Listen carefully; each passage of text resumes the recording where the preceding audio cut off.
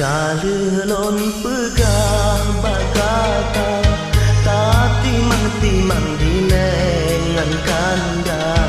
menyota udem ngalong bersabar sebab ulon nyocit urang hana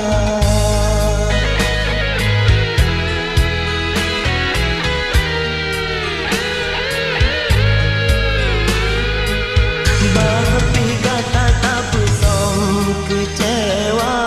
ngan badan hai dejulon perasa bahapi kata tak pujun derita dihelon kalan hai